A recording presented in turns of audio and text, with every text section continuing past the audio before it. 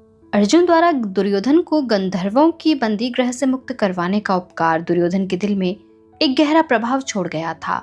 इस एहसान ने दुर्योधन के मन में अर्जुन के प्रति सम्मान और कृतज्ञता की भावना को जन्म दिया, जो बाद में महाभारत के युद्ध में एक बड़ा मोड़ साबित हुआ।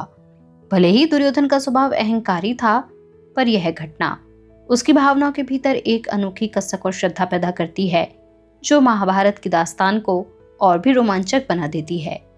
मैं हूं आपकी दोस्त वर्षा। आशा करती हूं आप सभी बहुत अच्छे से होंगे। एक बार फिर से आप सभी का स्वागत करती हूं आपके और हमारे चैनल स्पिरिट ऑफ इम्बाइब के मंच पर। अगर आप मुझे पहली बार सुन रहे हैं तो हमारे चैनल को सब्सक्राइब करना, हमारे वीडियोस को लाइक करना, शेयर करना बिल्कुल भी न भूलें। हम पढ़ रहे हैं शिवाजी सावंत का रचित उपन्यास, जिसका नाम है मृत्युंजय। तो चलिए चलते हैं बिना किसी देरी के इस उपन्यास के अगले भाग की ओर। द्वैतवन की घनी झाड़ियां दिखाई पड़ने लगी। दूर से शांत दिखाई देने वाला वह घोर वन गर्भ में अनेक क्रूर पशुओं का पालन कर रहा था। घोड़े से नीचे उतरकर हम लोग पदस्थ हो गए, बलगाएं हाथ में लेकर चलने लगे। यात्रा से और ग्रीष्म की अंग झुलसा देने वाली उष्णता से सभी के शरीरों पर के राजवस्त्र स्वेद से तर हो रहे थे। विश्राम करने के विचार से झरने के किनारे एक विशाल असन वृक्ष के नीचे थोड़ी देर के लिए हम रुके।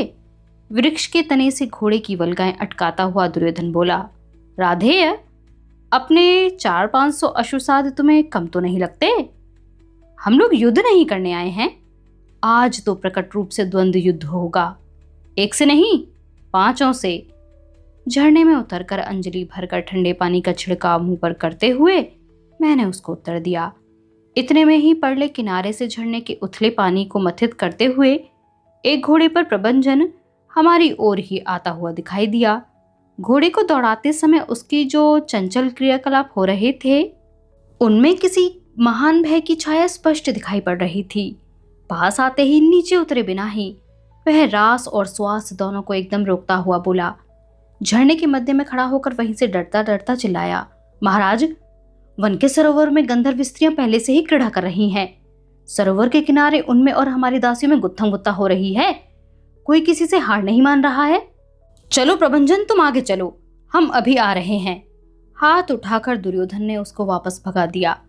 हमारे घोड़े भी झरने का पानी काटते हुए दैत्यवन की ओर दौड़ने लगे। रास्ते में आगे निकली हुई लताएं हमारी खुली भुजाओं पर सपासप टकराने लगी। प्रभंजन के घोड़े के खुरों का अनुसरण करते हुए अनेक कठिन मोड़ों को पीछे छोड़कर हम लोग वन के मध्य भाग में स्थित समतल पठार पर सरोवर के किनारे आए। सामने जो दृश्य देखा उसको हम दोनों भी अच्छी तरह नहीं समझ पाए। दासियां और गंधर्व स्त्रियां मुट्ठियों में प्राण लेकर सरोवर के किनारे पंक्ति में खड़ी थीं, अवाक और निश्चल। पठार पर मुक्त प्रांगण में हजारों गंधर्व सैनिकों से हमारे अश्वसाध घोर युद्ध कर रहे थे। अपनी संख्या और सामर्थ्य का उन्होंने बिल्कुल भी विचार नहीं किया था। उनको उतना अवसर भी न मिला होगा।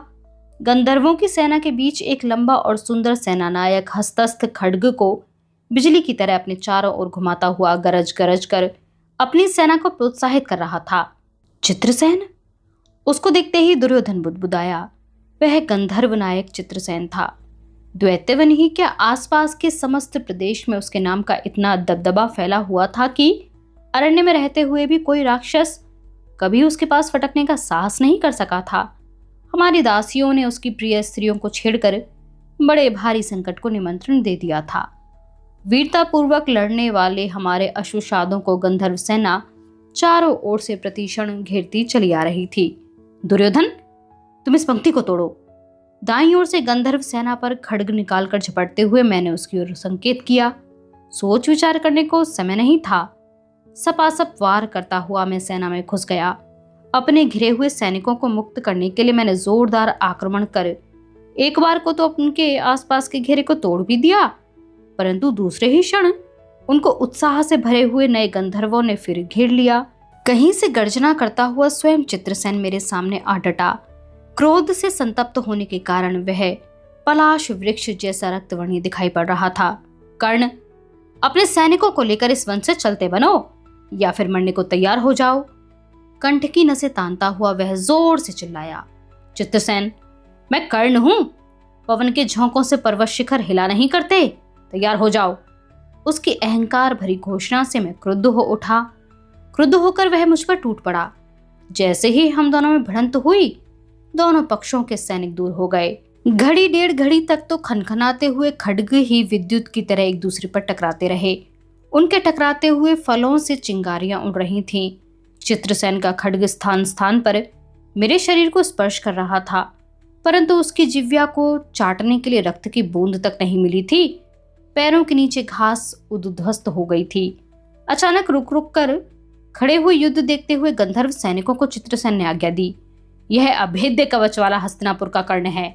यह खड्ग युद्ध में, धनुर्युद्ध में या गदा युद्ध में किसी से भी नहीं मरेगा। इसको चारों ओर से घेरकर जीवित पकड़ लो। अब वहां ठहरना व्यर्थ था। अश्वशादो, दासियों को लेकर लौटो। उसके सैनिक मुझको घेरे, उससे पूर्व ही पूंछ हिलाकर घास चढ़ते हुए वायुजीत की पीठ पर आरूढ़ होता हुआ मैं चिल्लाया। प्रत्येक अश्वशाद ने एक एक दासी को घोड़े पर बैठा लिया और मेरे पीछे दौड़ना प्रारंभ कर दिया।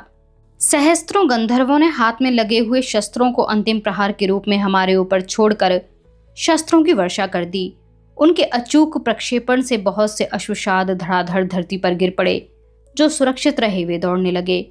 पुनः सपासप टकराती हुई लताओं के आघात सहते हुए हम एक के बाद एक मोड़ों को पीछे छोड़ने लगे। घोड़े दौड़ रहे थे, धूल उड़ रही थी, परंतु मेरा मन टूक टूक हो गया था। यह पराजित होकर रणभूमि से पलायन था या सुरक्षा के लिए सावधानी पूर्वक पीछे हटना था? कुछ भी समझ में नहीं आ रहा था। किस उत्साह से मैं राजभवन से बाहर निकला था और अब क्या साथ लेकर लौट रहा था। महाद्वार की देहरी पर लचकता हुआ वायुजीत मेरे जीवन क्रम में पहली पराजय की कहीं नांदी तो नहीं थी क्या? पराजय, पलायन, पीछे हटना, अपूर्ण सामर्थ्य से लड़ने की अपेक्षा पीछे हटना क्या उचित नहीं था? चित्रसेन मुझको पकड़ लेता तब? सुदामन के क्रूर वध का पाप फिर अर्जुन के गले में कौन डालता? मेरा शत्रु कौन था, अर्जुन या चित्रसेन? मेरा मन मेरे निर्णय में अचूक व्यवहार ढूंढ रहा था। दुर्योधन का कंठ छेद करने के लिए मेरा जीवित रहना आवश्यक था। वायुजीत के टापों के साथ ही विचारों के अनेक मोड़ मन से पीछे छूट रहे थे। घोष यात्रा कर्ण की दृष्टि से आज दोष यात्रा का रूप धारण कर रही थी। जीवन का अश्व कीर्ति के महाद्वार पर कहीं लचक रहा था। पराजय, पहली पराजय, परिस्थिति द्वारा निर्मित। चाहे जिस कारण हो, पीछे हटने का अर्थ पराजय ही है। कर्ण पराजय, पराजय कर्ण। कुछ भी सूझ नहीं रहा था। सूझ भी रहा था तो मन उसको स्वीकार नहीं कर रहा था। अब दुर्योधन क्या सोचेगा? किन शब्दों में वह मेरा स्वागत करेगा? दुर्योधन, उसका स्मरण होते ही मैंने वायुजीत की वल्गा एकदम खींची। जहां हम विश्राम करने के लिए रुके थे वह झरना आ गया था। मैंने पीछे मुड़कर देखा, भागने वालों में दुर्योधन कहीं दिखाई नहीं पड़ रहा था। मेरे हृदय में भय की एक विचित्र सिहरन सी दौड़ गई। सहस्त्रों गंधर्वों के बीच युद्ध के झमेले में दुर्योधन कहीं अकेला फंसा तो नहीं रह गया? उसको कहीं कुछ हो गया तो कौन सा मुंह लेकर मैं हस्तिनापुर लौटूंगा? अरष्टसेन, राजा पीछे अकेला रह गया है, घोड़े लौटाओ। सबको रोककर मैंने पुनः द्वैत्यवन की ओर हाथ उठाया। महाराज, गंधर्व सेना असीम है, राजधानी पहुंचकर फिर सेना लेकर लौटेंगे। नहीं तो क्या? नहीं तो हम लोगों की चर्चा तक हस्तिनापुर तक नहीं पहुंचने पाएगी। उसका कथन उपयुक्त था। क्या किया जाए यह समझ में नहीं आ रहा था। यदि फिर द्वैत्यवन की ओर लौटा जाए तो शायद कोई भी हस्तिनापुर नहीं लौट सकेगा। यदि राजधानी को जाया जाए तो वह भी यहाँ से अनेक योजन दूर रह गई थी। झरने के किनारे उसी अशन वृक्ष के नीचे काले पाषाण पर मैं बैठ गया। अरष्टसेन को राजधानी भेजकर सेना लाए बिना कुछ भी किया नहीं जा सकता था। उसके साथ नगर जाकर अपनी हंसी उड़वाने में भी कोई तुक नहीं था। अरष्टसेन को राजधानी की ओर भगाया। मैं ना तो द्वैत्यवन में ही था और ना ही राजधानी में ही था। त्रिशंकु की तरह लटके हुए मेरी दशा बड़ी विकट हो गई थी। एक एक क्षण महत्वपूर्ण था। मस्तिष्क की भुषुंडी विचारों के पाषाण फेंक रही थी। मैं मस्तक को कसकर दबाए बैठा हुआ था। विवशता क्रूर मार्जार जैसी होती है। वह मनुष्य को चूहा बना देती है, ना तो मरने ही देती है, ना ही जीवित ही छोड़ती है। आज चित्रसेन का रूप धारण कर अनपेक्षित रूप से वह मेरे सम्मुख आ खड़ी हुई थी।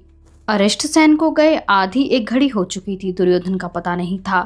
अब रुकना व्यर्थ था। उठकर वायुजीत की रास हाथ में लेकर मैं अकेला ही द्वैत्यवन में प्रवेश करने लगा। किसी भी अश्वशाद को मैं अपने साथ मरण के महाद्वार पर नहीं ले जाना चाहता था। यदि दुर्योधन की मृत्यु गंधर्व सेना के हाथ से होने वाली हो तो कर्ण को भी अपने लिए वही मृत्यु स्वीकार थी। पीछे मुड़कर देखे बिना ही मैंने पुनः दैत्यवन में प्रवेश करने के लिए घोड़े पर छलांग लगाई। मेरा मन अब शांत और गंभीर था। किसी प्रकार की उथल पुथल उसमें नहीं थी। धीरे धीरे पैर रखता हुआ वायुजीत भी जड़ मन से चलने लगा। वह घनी झाड़ी में होकर भीतर घुसने ही वाला था कि दुर्योधन बाहर निकला। उसके दोनों हाथ रामेटा के फूलों की चीमड़ बेलों से कसकर बंधे हुए थे। जीवन में पहली बार मैं उसको नतमस्तक देख रहा था। कभी कभी सत्य कल्पना से भी अधिक भयानक होता है। उसके देह पर के राजवस्त्र यत्र तत्र कट गए थे। घिसटता हुआ भारी पैरों से वह जैसे तैसे चलता हुआ आ रहा था, अयाल कटे हुए सिंह जैसा। राजन! उसको सुरक्षित देखकर आनंद से घोड़े से कूदकर उसको आलिंगन में भरता हुआ मैं जोर से चिल्लाया, लेकिन उसका सिर फिर भी ऊपर न उठा। जल्दी जल्दी उसके हाथों के चारों ओर लिपटी हुई लताओं को खोलता हुआ उसको संतुष्ट करने की इच्छा से मैं बोला, तुमको मुक्त कराने का दृढ़ निश्चय करके ही मैं लौटा था और तुमको ढूंढ रहा था। फिर भी आनंद से उसका मुख कमल खिला नहीं। भीगकर झुकी हुई वृक्ष की शाखा की तरह उसका झुका हुआ सिर उठा ही नहीं। वह मेरे सम्मुख पाषाण प्रतिमा की तरह निशब्द खड़ा था। दुर्योधन योद्धाओं के साम्राज्य का गदा दंड की तरह सुदृढ़ वीर डंठल से टूटे हुए कमल पुष्प की तरह सिर झुकाए खड़ा था। उसको मेरी एकनिष्ठ मित्रता पर भी क्या संदेह होने लगा था? वह इसको कर्ण का पलायन ही मान रहा था क्या? अंगराज, मैं अब हस्तिनापुर लौटकर नहीं जाऊंगा। इस वृक्ष के नीचे ही आसन लगाकर मैं अपने प्राण त्याग दूंगा।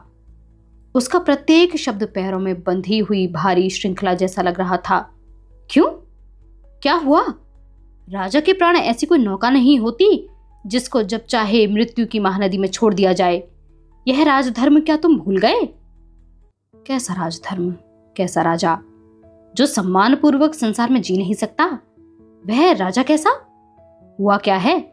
तुम्हें अकेला पाकर चित्रसेन ने यदि तुम्हारा अपमान किया हो तो मैं उसको नहीं कर्ण। चित्रसेन यदि मेरे सिर को धड़ से अलग कर पैरों तले रौंद देता तो रणभूमि की उस वैभवशाली मृत्यु को मैं हंसकर स्वीकार कर लेता। परंतु साक्षात शत्रु के हाथ से जीवन की भिक्षा लेकर मैं इस बद्ध हस्त दशा में लौटा हूं। वीर के मरण से वीरत्व का मरण भयानक होता है। मैं राजा नहीं हूं, गदावीर नहीं हूं, सम्मान सहित जीने वाला साधारण सैनिक भी नहीं हूं। तुमने अभी अभी जो लताएं खोली हैं, इनके पत्तों के बराबर भी अब मेरे जीवन का महत्व नहीं रहा है। ऐसी बातें क्यों करते हो? किसने दी है तुम्हें जीवन की भिक्षा और तुमने वह कैसे ली? तुम लोगों के जाते ही मैं अकेला रह गया। गंधर्व सेना ने मुझको घेर लिया। एक ही समय सहस्त्रों गंधर्व मुझ पर टूट पड़े। उन्होंने मेरे अस्त्र छीन लिए और दोनों हाथ लताओं से बांधकर मुझको बंदी बना लिया। लगभग सभी गंधर्व सरोवर छोड़कर विजय की घोषणाएं करते हुए निकल गए। चित्रसेन और 400-500 पदाति मुझको लेकर अज्ञात स्थान की ओर चले। इतने में ही क्या हुआ? कौन आया? अर्जुन। उसने बिना किसी सोच विचार के चित्रसेन को ललकारा और उसके गांडीव धनुष से छूटे हुए बाणों से सरोवर पटने की नौबत आ गई। चित्रसेन मुझको उसी अवस्था में छोड़कर भाग गया। हाथ बंधे हुए थे, अन्यथा चित्रसेन को रोककर मैं स्वयं ही अर्जुन पर टूट पड़ता। चित्रसेन के जाते ही वह मेरे सामने आकर खड़ा हो गया। भैया के आदेश से मैंने तुमको मुक्त किया है, फिर कभी द्वैतवन की ओर मत आना। उसने मिथ्या विजय के अहंकार से ऐसे लहजे में मुझसे कहा जैसे द्वैतवन उसके पिता का राज्य हो। उसके साथ एक विरूप राक्षस पुत्र था, वही मुझको यहाँ लाकर छोड़ गया है। मुझको मुक्त करने वाले अर्जुन ने मुझको अपमानित करने के लिए इन लताओं को यूं ही रहने दिया था। कहो कर्ण, राजा के रूप में क्या मुंह लेकर मैं नगर क्यों लौटूं? टूटे हुए पंख वाले गरुड़ को पर्वत शिखर की कामना क्यों करनी चाहिए? मैं यहीं प्रायोपवेशन करूंगा, जाओ तुम। उसके आहत मन का रक्त शब्दों का रूप धारण कर होठों से बाहर टपक रहा था। इतनी तीव्र निराशा उसके मन को कभी छू तक नहीं पाई थी। उसकी कलाई लताओं की ऐठन से और मन अर्जुन के शब्दों से काला पड़ गया था। साक्षात शत्रु से जीवन का दान लेते समय जो मरण पर्याय यातना होती है, उसका अनुभव वही कर सकता था जिसके पास दुर्योधन जैसे हस्तिनापुर के सम्राट का मन हो। उसको सांत्वना देने के लिए मेरे पास भी उचित शब्द नहीं थे। तुमको नगर की ओर लौटना ही पड़ेगा। तेज की अखंड आग उड़ेलने वाले सूर्य नारायण को भी कभी कभी ग्रस्त होना पड़ता है। बादल जिसे जन्म लेते हैं उसी महासागर पर पागलपन भरे अहंकार से कृपा की जलवृष्टि करते हैं। क्या यह देखा नहीं है तुमने? कौन किसको जीवन दान देता है? जरासंध के सहस्त्र आक्रमणों से परेशान होकर मथुरा छोड़कर द्वारका का रास्ता पकड़ने वाले कृष्ण को संसार ने क्या भगोड़ा माना? पितामह भीष्म द्वारा विजित जमदग्नि पुत्र परशुराम क्या पराजित योद्धा माने गए? पराजय के चक्र से जो बच नहीं सका था तथा जिसको नहुष महाराज ने पालकी में जोत लिया था, उस देवराज इंद्र को तुम जानते नहीं हो क्या? क्षत्रिय प्रायोपवेशन करके नहीं मरा करते। सम्रांगण में तपते हुए सूर्य की किरणों में शरीर की चेतना किरण विलीन करने के लिए ही उनका जन्म होता है। यह पकड़ो। अरिष्टसेन द्वारा लाए गए घोड़े की रास मैंने उसके हाथ में दे दी। थोड़ी देर बाद दुर्योधन सचेत हुआ। कर्ण, नगरजन तुम्हें सूतपुत्र कहते हैं, लेकिन तुम्हारी बातों को सुनकर इस पर बिल्कुल विश्वास नहीं होता। मैं यहाँ कृमि कीटकों की तरह नहीं मरूंगा। चलो। वह कूदकर घोड़े पर आरूढ़ हो गया। मैंने मुक्ति की सांस ली। वायुजित पर आरूढ़ हुआ। हमारे घोड़े फिर नगर की ओर दौड़ने लगे। उनके खुरों के नीचे धूल उड़ रही थी, परंतु हवा के कारण वह आसपास के पेड़ पौधों के पत्तों पर ही जम रही थी। मेरा मन शांत था। उसमें पराजय की ग्लानि नहीं थी, पलायन की पीड़ा नहीं थी, सफलतापूर्वक पीछे हटने का मिथ्या संतोष भी नहीं था। पिछली बार मृगया से लौटते समय मैं जितना स्थिर चित्त था, उतना ही इस समय भी हो गया था, बल्कि घोष यात्रा का प्रसंग टल गया था। यह सोचकर एक विचित्र अकल्पनीय समाधान हो रहा था। नगर में जाने पर जिव्या पर संयम न रख सकने वाली कोई दासी कानाफूसी कर उठेगी। अंगराज कर्ण युद्ध से भाग खड़े हुए, परंतु अब मुझे उसकी चिंता नहीं थी। मेरा मन मुझसे कह रहा था कि परीक्षा की घड़ियों में से एक यह भी अविस्मरणीय घड़ी थी, अनअपेक्षित रूप से घटित हो जाने वाली घटना थी। महाराज, पितामह की आज्ञा है कि सभा के लिए आप सभागृह में उपस्थित हों। महामंत्री विदुर का सेवक भृगुपत्र पर लिखा आज्ञा पत्र मेरे सामने करता हुआ सिर झुकाए खड़ा था। दैत्यवन से राजधानी में लौटे हमें एक दिन भी नहीं हुआ था कि पितामह द्वारा स्वयं बुलाई गई यह पहले ही सभा आमंत्रण का एक विचित्र रूप धारण कर मेरे सामने उपस्थित हुई थी। वह आमंत्रण नहीं था, आज्ञा पत्र था। सभा महाराज ने नहीं बल्कि पितामह ने बुलाई थी, और उस भृगुपत्र पर सभा का प्रायोजन भी नहीं लिखा था। क्षण भर क्रोध की उमड़ती हुई भावनाएं मन में उधम मचाती रहीं। उस भृगुपत्र को फाड़ डालने के विचार से मैंने उसको आड़ा पकड़ा, परंतु तभी उस पर चिपटा हुआ अतलसी वस्त्र पर बना हुआ सुवर्ण धागों का छोटे आकार का सूर्य बिंबांकित राज चिन्ह चमक उठा। वह कुरुओं की आदरणीय राजमुद्रा थी। उस राजमुद्रा की परंपरागत ख्याति ऐसी थी कि सभी के सिर उसके सामने झुक जाते थे। व्यक्ति कितना ही महान क्यों न हो, परंतु राजमान्य प्रतीक के सम्मुख उसको झुकना ही पड़ता है। मैंने अपना विचार बदल लिया। जाओ तुम। वह भृगुपत्र को एक तबक में रखकर लाया था। उसी तबक में एक लकड़ी के आसन पर मोम का गोला रखा हुआ था। उस गोले को उठाकर आज्ञा पत्र प्राप्त होने के संकेत के रूप में मैंने तर्जनी में पहनी हुई अंगूठी का चिन्ह उस पर अंकित कर दिया। गोला पुनः तबक में रखकर अभिवादन कर तबक संभालता हुआ वह चला गया। पितामह द्वारा आमंत्रित पहली राजसभा, उसके लिए मुझको आज्ञा पत्र? क्या है पितामह के मन में? देह पर राजवस्त्र धारण करते हुए मेरा मन अनेक मार्गों से ऐसा दौड़ रहा था जैसे पर्वत शिखर से ढरता हुआ पानी अनेक प्रवाहों में जिधर रास्ता मिलता है उधर ही दौड़ता जाता है। सभा का कारण ही समझ में नहीं आ रहा था। सदैव की भांति सभागृह में जाने से पहले मैंने उस दिन भी राधा माता की चरण धूलि सिर से लगाई। दुर्योधन के साथ ही मैंने सभासदों से भरे हुए सभागृह में प्रवेश किया। सभी कुरु योद्धा उपस्थित थे, परंतु सभा किस लिए बुलाई गई है यह किसी को भी विदित नहीं था। सभागृह पूर्ण होते ही कार्यक्रम के नियमानुसार प्रस्तावना के रूप में अमात्य वृषवर्मा बोलने लगे।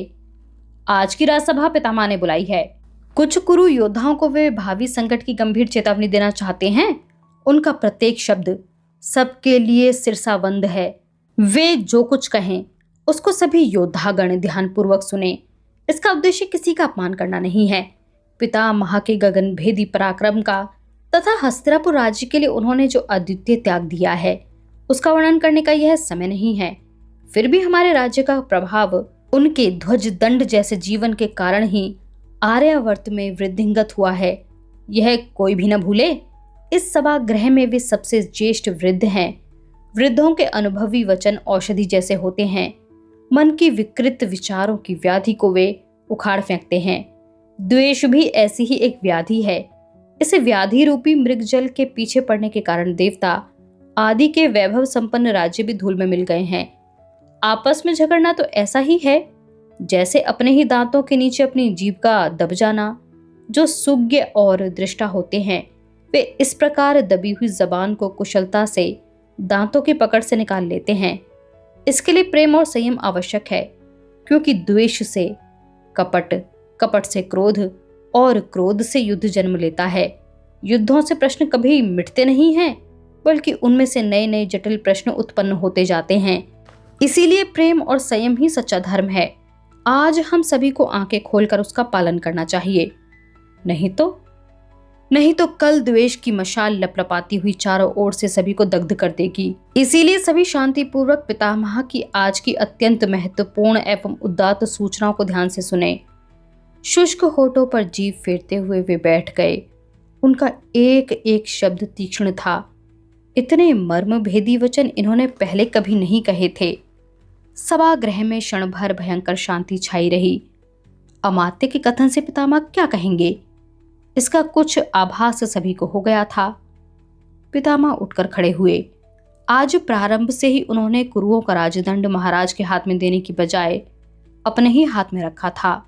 उनका शरीर बोलते समय सदैव की भांति थरथरा नहीं रहा था। वे हिमालय के उन्नत शिखर की तरह अचल खड़े थे। क्षण भर में ही उस शिखर के मुख से शब्दों की गंगा यमुना सभागृह के सभी योद्धाओं पर गिरने वाली थी। वीरों, अपने जीवन में यह पहली ही सभा मैंने आमंत्रित की है। हो सकता है कि यह अंतिम भी हो। मैं आपके सम्मुख कुरुओं के योद्धा के रूप में नहीं खड़ा हूं, न पितामह के रूप में, न परशुराम के शिष्य भीष्म के रूप में। जिस राज्य का मैंने कभी उपयोग नहीं किया उस राज्य के सेवक के रूप में भी नहीं, बल्कि आपकी ही तरह एक आंख में विजय के आनंदाश्रु और दूसरे में पराजय के दुखाश्रु लेकर जीवन संघर्ष को देखने वाले एक साधारण व्यक्ति के रूप में मैं खड़ा हूं। अवस्था के अनुपात से यह संघर्ष मैंने आपकी अपेक्षा अधिक काल तक देखा है। मेरे जीवन के सभी निकटवर्ती साक्षी व्यक्ति कभी समाप्त न होने वाली अनंत यात्रा पर चले गए हैं। मैं पीछे घिसट रहा हूं, केवल इसीलिए कि यह बात तुम्हें तुम्हारी ही भाषा में स्पष्ट रूप से बता दूं कि प्रकृति ने मानव मन की रचना कितनी विचित्रता से की है। वह दिन आ गया है। ध्यान रखिए, स्वार्थ मनुष्य को सर्वाधिक क्रूर बना देता है। भूख से व्याकुल सिंह अपनी भूख शांत करने के लिए किसी प्राणी को मारकर खाता है, परंतु वह कभी दूसरे सिंह को मारकर नहीं खाता। लेकिन स्वार्थ से व्याकुल मनुष्य एक दो नहीं बल्कि लाखों मनुष्यों को मौत के घाट उतारने में भी आगा पीछा नहीं देखता। मनुष्य को कोई नैतिक अधिकार नहीं है कि वह सिंह को क्रूर कहे। विधाता द्वारा निर्मित इस जीवन सृष्टि में मनुष्य ही सबसे अधिक क्रूर प्राणी है। फिर भी विद्वान लोग मनुष्य को सुसंस्कृत मानते हैं, मानव श्रेष्ठ प्राणी है। लेकिन कब? उस समय जब वह अपना स्वार्थ भाव छोड़कर दूसरों के लिए अपने रक्त की एक एक बूंद बहा दे। अन्यथा मनुष्य धर्म, भाग्य, राजनीति आदि का कितना ही ढिंडोरा क्यों न पीटे, उसका मूल्य 2 कौड़ी का भी नहीं। मनुष्य को सबसे बड़ा यदि कोई शाप मिला हुआ है तो वह स्वार्थ का ही शाप है। भयंकर स्वार्थ से जकड़ा हुआ मनुष्य परिश्रम का परित्याग कर कपट का आश्रय लेता है। एक ऐसे दृश्य की कल्पना कीजिए जिसमें संसार के सभी व्यक्ति परिश्रम न करके केवल कपट बुद्धि के बल पर स्वार्थ को ही कुशलता का नाम देकर जी रहे हों। क्या दिखाई देगा? इस रमणीय पृथ्वी का मनुष्य के ही कारण बना हुआ नर्क। ऐसे स्वार्थ का उचित समय पर निषेध करना चाहिए। इसलिए मैंने यह सभा आमंत्रित की है। प्रजा का भविष्य उसके राजा पर अवलंबित होता है। तुम्हारे और मेरे सभी के दुर्भाग्य से ऐसे ही कपट में स्वार्थ ने आज अपने राज्य को चारों ओर से घेर लिया है। कौन किसको दोष दे? सभी लोग तो मार्ग भ्रष्ट हैं। इसमें पहला और अक्षम्य दोष है आपके राजा का, इस धृतराष्ट्र का। अपने प्रिय भाई पांडु ने दिग्विजय कर इस राज्य को वैभव के शिखर पर पहुंचाया है। यह बात वह आज बिल्कुल ही भूल गया है। उसने कभी एक भी शब्द से अपने पुत्रों को नहीं रोका। मैंने यह सुन रखा था कि सत्ता के लोभ से मनुष्य अंधे हो जाते हैं, परंतु इस बात को असत्य सिद्ध करने वाला सत्य तुम्हारे राजा के रूप में सामने उपस्थित है। दुर्भाग्य से यह अंधा राजा सत्ता के लोभ में आंख वाला बन गया है। अपने पुत्र को आगे कर उसके राज्याभिषेक के असंभव स्वप्नों को वह दिन में भी साकार देखता है। धन्य है उसकी राज्यनिष्ठा। अमात्य वृषवर्मा ने कहा है कि वृद्धों के वचन औषधि जैसे होते हैं।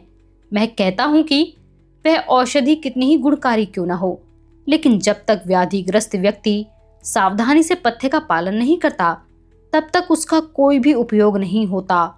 सरल और स्पष्ट शब्दों में मैं पूछता हूं कि धृतराष्ट्र अब भी अपने अंतर्मन की आंखें खोलेगा या नहीं?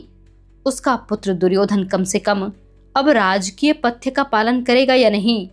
क्या आप लोग सब शांत मन से कभी सत्यासत्य का विचार करेंगे? हम लोग जिस सभागृह में बैठे हुए हैं उस सभागृह के अभिमान के कितने प्रसंग देखे हैं। यह बात क्या आज एक को भी याद है? महाराज हस्ती का यह हस्तिनापुर सैकड़ों वर्षों से मस्तक उन्नत किए हुए आर्यावर्त का नेतृत्व करता आया है।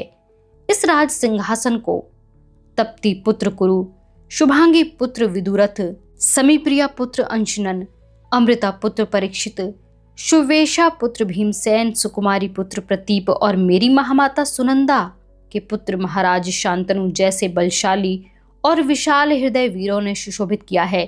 उनकी कीर्ति का डिडिम्ब दिग्विजय कर पांडु ने गुंजा दिया है। और आज यह स्थिति है कि प्रत्येक घटना हमको सिर झुकाने को विवश कर रही है। इसी सभागृह में द्रौपदी की जो क्रूर विडंबना हुई थी वह कौन सा पुरुषार्थ था? द्युत के पासों से पांडवों के ही बसाए हुए संपन्न राज्य को हड़प कर उनको पेट के लिए देश देश की ठोकरें खाने देना किस राजधर्म के अंतर्गत आता है? इतना करने के बाद भी दुर्योधन शांत नहीं बैठा है। क्या इसके लिए धृतराष्ट्र ने कभी मुंह खोला है? नहीं। इसलिए विवश होकर मुझको कहना पड़ रहा है। दुर्योधन, दुशासन, विकर्ण, चित्रसेन, दुस्सह, जय, सत्यव्रत, पुरुमित्र और विंवशति महारथी धृतराष्ट्र पुत्रों, शकुनी, अश्वत्थामन, जयद्रथ आदि अतिरथियों, हम लोग कहीं रुकेंगे या नहीं? दुर्योधन, लोग तुम्हें द्वेष का महावृक्ष कहकर तुम्हारी निंदा करें, इससे तो अच्छा है कि सामर्थ्यशाली गदावीर के रूप में तुम कीर्ति अर्जित करो। पांडवों का विषय अपने मस्तिष्क से निकाल दो, क्योंकि कल ही तुम दैत्यवंश से जीवित बचकर आए हो वह केवल अर्जुन के कारण, कर्ण के कारण नहीं। मन में जिस उद्देश्य को लेकर तुम दैत्यवन में गए थे उसे चित्रसेन गंधर्व ने छिन्न भिन्न कर दिया है। कर्ण युद्धभूमि से भाग आया है। जिसके पुरुषार्थ पर तुम्हें मिथ्या विश्वास रहा है उस कर्ण ने अपने जीवन में आज तक ऐसा कौन सा नेत्र दीपक पराक्रम किया है? अर्जुन अजय धनुर्धर है। किरार्त रूपधारी साक्षात शंकर को उसने पराजित किया है। खांडव वन में इंद्रप्रस्थ का राज्य स्थापित करते समय क्रुद्ध होकर आक्रमण करने वाले वरुण को भी उसने जीत लिया है। उससे अक्षय बाणों के तरकश सहित गांडीव धनुष प्राप्त कर लिया है। स्वयंवर में मत्स्य भेद अर्जुन ने ही किया था और कल तो अपने प्राण संकट में डालकर तुमको गंधर्व के हाथ से छुड़ाकर उसी ने प्राणदान दिया है। अर्जुन को जीतना सरल नहीं है। जिस पर तुम अभिमान कर रहे हो वह कर्ण अर्जुन के पासंग में भी नहीं बैठेगा। इसलिए मैंने इस समय महारथी अतिरथियों की सूची में इसका उल्लेख नहीं किया है। युवराज, सभी अच्छे बुरे विचारों की उत्पत्ति मन से हुआ करती है। सारे संसार को एक बार सरलता से जीता जा सकता है, परंतु मन को जीतना अत्यंत कठिन है। इसलिए यदि तुम सच्चे वीर हो तो अपने मन के अर्जुन को पहले जीतो। राज्य लोभ का विचार मन से निकाल दो। पांडव और कौरव दोनों एक दूसरे की सहायता करके एक दूसरे की तरफ हाथ बढ़ाएंगे, तभी यह राज्य टिकेगा। अभी समय नहीं बीता है। सेनापति को भेजकर वन से पांडवों को समझा बुझाकर वापस बुला लो। यदि ऐसा नहीं हुआ तो जिस राजदंड को अपने हाथ में रखने की तीव्र लालसा से उत्तेजित होकर तुम एक के बाद एक पांडव विनाश की भयंकर क्रूर योजनाएं बना रहे हो, उसका परिणाम सभागृह के इन शत शत योद्धाओं के सिंह जैसे प्राणों को भुगतना ही पड़ेगा। धेनु, धाम, धन, धरती, इन सब की अपेक्षा वीरों के प्राण 1000 गुने मूल्यवान होते हैं, क्योंकि राज्य का यश बढ़ाने का कार्य वे ही किया करते हैं। दुर्योधन, तुम इन सब वीरों को मृत्यु के महानद की ओर ले जा रहे हो। भीम को विष देने की कल्पना दुर्योधन तुम्हारी ही थी। वारणावत में लाक्षागृह में कुंती सहित पांडवों को दग्ध करने का कपट तुम्ही को सूझा था। राज्य मांगने वाले पांडवों को खांडव वन का दान देने की लोक विलक्षण उदारता तुम्हारी ही थी। पासे की कौड़ियां फेंक कर ऊपर उछलते हुए शकुनी के हाथ पर ताली मारने के लिए सबसे पहले जो हाथ पड़ा था वह तुम्हारा ही था। जिसे स्त्री के चरणों की धूल मस्तक से लगानी चाहिए थी, ऐसी साध्वी द्रौपदी को अनावृत जंगा दिखाने वाले गदावीर तुम ही थे। जिस जीभ से देव मंत्र उच्चारित करते हुए अनाथों को दान दिया जाता है, उसी जीभ से सूर्य प्रकाश जितनी पवित्र राजमाता कुंती को कलंकित कहकर भरी सभा में ठठाकर हंसने वाले तुम ही थे। और कल इस पराक्रम शून्य सूतपुत्र कर्ण का हाथ अपने हाथ में लेकर इंद्रप्रस्थ की दासियों के साथ पांडवों को चढ़ाने के लिए जाने वाले तथा वहां से लताओं से हाथ बंधवा कर लौटने वाले पुरुषार्थहीन जल क्रीड़ा करने वाले भी तुम ही थे। दुर्योधन, कर्ण, यह राजदंड ही यदि तुम लोगों को मदान्ध बनाकर कुरुओं के भावी वैभव स्वरूप इन शत शत वीरों के प्राणों से क्रूर युद्ध खेलने के लिए पुनः पुनः इतना प्रवृत्त कर सकता है, तो यह राजदंड इन सबके प्राणों की अपेक्षा कितना शूद्र है। यह बात तुम्हारे साथ ही इन योद्धाओं को स्पष्ट दिखाने के लिए मैं शांतनु पुत्र भीम उसको इस प्रकार फेंक देता हूं। हाथ ऊंचा उठाकर उन्होंने सुवर्ण का राजदंड सभागृह के मध्य भाग में फेंक दिया। नीचे फर्श पर खड़खड़ कर लुढ़कता हुआ वह दुर्योधन के पैर के पास आकर रुक गया। दुर्योधन सहित सभी योद्धा एकदम उठकर ऐसे खड़े हो गए जैसे देह पर बिजली गिर पड़ी हो। खिन्न मन से मैं अकेला ही बैठा रहा था। राजदंड फेंकने वाला वह वृद्ध योद्धा ऊंचे देवदार वृक्ष की तरह अब थरथर कांप रहा था। उसके मस्तक पर सिकड़ों के बीच श्वेत बिंदु चमक रहे थे। अखाड़े का लक्ष्य भेद, कांपिल्य नगर का मत्स्य भेद, इंद्रप्रस्थ का शिशुपाल वध और इसी सभागृह में द्रौपदी का वस्त्र हरण, इनमें से कोई घटना मुझको इतनी रोमांचक नहीं लगी थी जितनी आज की यह घटना लगी थी। मंद मंद स्पंदित होने वाले उस राजदंड की ओर देखते हुए कहीं से विचार का एक कंपन मेरे मन में तैर गया। झट से आगे बढ़कर वह राजदंड हाथ में लेकर मैंने ऊंचा उठा दिया। मिश्रित भावों की विविध छटाएं सभासद योद्धाओं की आंखों में उफन उफन कर आ रही थी। अब क्या करूंगा मैं? यही प्रश्न वे मौन भाषा में मुझसे पूछ रहे थे। बैठ जाइए, मैंने शब्दों की गदा फेरी। जैसे समुद्र का ज्वार उतर जाता है उसी तरह वे सब नीचे बैठ गए। मेरे शरीर में रक्त के कण तेजी से भ्रमण करने लगे। आंखों के कोने यज्ञ कुंड की तरह प्रज्वलित हो उठे। कानों के रण क्षेत्रों पर कोई शब्दों के शंख, कुंठ की नसें फुला फुला कर फूंक रहा था। कर्ण अर्जुन के पासंग में भी नहीं बैठेगा। पराक्रम शून्य पराजित पलायन करने वाला कर्ण, ऐसा कौन सा नेत्र दीपक पराक्रम कर्ण ने किया है? अर्जुन अजय धनुर्धर है। एक हाथ कान पर रखकर उठाए हुए हाथ को हिलाकर मैं यथाशक्ति तीव्र स्वर में बोला, मैं पराक्रम शून्य नहीं हूं, मैंने पलायन नहीं किया। कर्ण अर्जुन के पासंग में भी नहीं है। यह कहने वाले पितामह को मैं दिखा दूंगा कि अर्जुन कर्ण के सामने खड़ा भी नहीं रह पाएगा। युद्ध में प्राप्त होने वाली विजयों की संख्या ही यदि पराक्रम की कसौटी हो तो अंगराज के रूप में नहीं, राजा दुर्योधन के मित्र के रूप में भी नहीं, आप कुरुजनों के सभागृह के एक योद्धा के रूप में नहीं, बल्कि सूतपुत्र राधेय कर्ण के रूप में मैं यह राजदंड समस्त आर्यावर्त में अजय बनाकर घुमा दूंगा। जितने देश और जितने राजाओं को अमात्य वृषवर्मा जानते हैं उन सभी को मैं इस पवित्र राजदंड के सम्मुख नतमस्तक कर दूंगा। वर्षा ऋतु समाप्त होते ही यह राजदंड लेकर नगर की सीमा से बाहर चल दूंगा, एक ऐसी दिग्विजय के लिए जो पहले किसी ने कभी नहीं की होगी। ययाति महाराज के इस हस्तिनापुर में यशस्वी होकर ही पुनः पैर रखूंगा, अन्यथा सम्रांगण में अपनी बलि दे दूंगा। परंतु कोई कुछ और न समझे, इसलिए इस सभागृह में मैं फिर एक बार अच्छी तरह कह देता हूं कि विजय में उन्मत्त होकर मैं श्री कृष्ण के मथुरा और द्वारिका इन दो राज्यों पर आक्रमण नहीं करूंगा। यह घोषणा मैं मरण या पराजय के भय से नहीं कर रहा। पर मैं यह क्यों कर रहा हूं, यह कहने की आवश्यकता नहीं है। हाँ, इतना अवश्य है कि यह घोषणा केवल श्री कृष्ण के लिए है। अब पुनः कोई कर्ण और अर्जुन की तुलना करने का प्रयत्न ना करे। मैंने अखाड़े में द्वंद्व की जो चुनौती दी थी वह अब भी ज्यों की तो जीवित है। श्री कृष्ण के बिना अर्जुन टूटा हुआ नाद शून्य खड्ग है। उसी प्रकार पितामह ने राजा दुर्योधन पर जो आरोप लगाए हैं वे भी एकांगी हैं। बचपन में ही दुर्योधन के 4 भाइयों को जल क्रीड़ा के बहाने प्राण निकलने तक पानी में डुबो रखने वाला भीम क्या पितामह को दिखाई नहीं दिया था? अखाड़े में मुझसे हाथ में प्रतोद ले कहकर ठठाकर हंसने वाले भीम के विकट हास्य को क्या वे भूल गए हैं? राजसूय यज्ञ में युवराज दुर्योधन को पशुओं की गणना कर उन पर दृष्टि रखने का आदेश देते समय उनकी यह न्यायप्रियता कहाँ चली गई थी? अंधे पिता के पुत्र भी अंधे होते हैं कहने वाली पांचाली को वे जानते नहीं हैं क्या? और कल अर्जुन ने स्वयमेव राजा दुर्योधन को गंधर्वों से मुक्त नहीं किया है, बल्कि उसने युधिष्ठिर की आज्ञा का पालन मात्र किया है। अन्यथा दुर्योधन के हाथों पर लिपटी हुई लताओं को वह स्वयं ही खोल देता। मुझे ऐसा लगता है कि कौरवों और पांडवों का मिलना उतना ही असंभव है जितना दिन और रात का मिलना। पितामह कहते हैं कि यह राजदंड शूद्र है। मेरे विचार से यह राजदंड स्वर्ग के राज्य से भी अधिक श्रेष्ठ है। स्वयं उन्होंने इस राजदंड की निष्कलंक प्रतिष्ठा के लिए अपने गुरु जमदग्नि पुत्र परशुराम से घोर युद्ध किया था। इस बात को वे भले ही भूल सकते हैं, परंतु हम, कम से कम मैं तो नहीं भूला। और गुरुजन के ज्येष्ठ के नाते से भविष्य में सबसे पहले उन्हीं को इस राजदंड के सम्मुख झुकना नहीं पड़ेगा, यह भी भला कौन कह सकता है?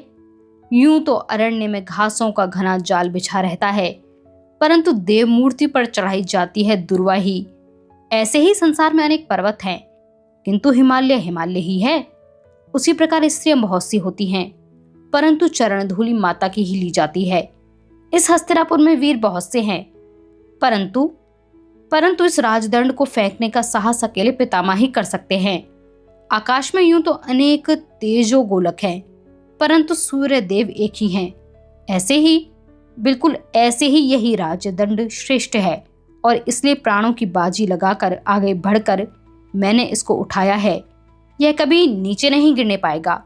यदि ऐसा कोई अवसर आया भी तो खड्ग से खड्ग भिड़ जाएंगे, गदाओं से चिंगारियां छूटेंगी, बाणों की वर्षा होगी, चक्रों के आरे फिरेंगे, रक्त की नदियां बहेंगी, परंतु यह राजदंड उन पर भी तैरता ही रहेगा, क्योंकि यह गुरुओं का है, हस्तिनापुर का है, परंपरा का है। केवल इसीलिए यह अपने हाथों में मैंने थामा है। जिस उत्कट कोटि की निराशा से पितामह ने उसको नीचे फेंका था, उसी उत्कट कोटि के निश्चय से, उन्हीं के चरणों की शपथ लेकर मैं इसे आकाश के समान उन्नत कर दूंगा। वर्षा ऋतु के बाद मेरा संपूर्ण अंग थरथरा रहा था। मैंने क्या कहा, किसे कहा, कितना कहा, इसका मुझको कुछ भी भान नहीं था। शरीर रूपी हाल तप्त होकर उज्जवल हो रही थी। अंगराज कर्ण की जय, अंगराज कर्ण की जय, जय हो। सभागृह की छत योद्धाओं की घोषणाओं से प्रकंपित हो रही थी। मेरा हाथ मिश्रित भावनाओं के स्पंदनों से थरथरा रहा था। शांत हो जाइए। राजदंड ऊपर उठाए हुए मेरे हाथ से किसी का हाथ सटा, वह दुर्योधन था। दूसरे हाथ से वह सबको शांत होने का संकेत कर रहा था। सबके शांत होते ही उसने थोड़े से शब्दों में महत्वपूर्ण बात कही। दिग्विजय के लिए सीमा से बाहर प्रस्थान करने वाले अपने परम प्रिय मित्र कर्ण के पीछे मैं कुरुओं की 4 अक्षौहिणी सशस्त्र सेना खड़ी कर दूंगा। इस सेना में 87 सहस्त्र 480 रथ तथा इतने ही हाथी, 2 लक्ष सहस्त्र 440 उत्तम अश्वारोही और 4 लक्ष 37 सहस्त्र 400 पदाति योद्धा, कुल मिलाकर 8 लक्ष 74 सहस्त्र 800 की सैन्य शक्ति होगी। इस वर्षा ऋतु के बाद नदियों में पानी कम होगा, किंतु कुरुओं के कीर्ति समुद्र में ज्वार आएगा। बस पितामह द्वारा आमंत्रित इस प्रथम राजसभा को मैं भी पहली ही बार विसर्जित करता हूँ। सभी आमंत्रित महानुभाव वापस जा सकते हैं। उसने राजदंड मेरे हाथ से सादर अपने हाथ में ले लिया। अब वह उसी के हाथ में रहना था। आज का यह भाग यहीं पर समाप्त होता है। आप हमें कमेंट बॉक्स में लिखकर यह ज़रूर बताएं कि आपको यह भाग कैसा लगा। हमारे साथ बने रहने के लिए, हमें सुनते रहने के लिए आप सभी का बहुत शुक्रिया।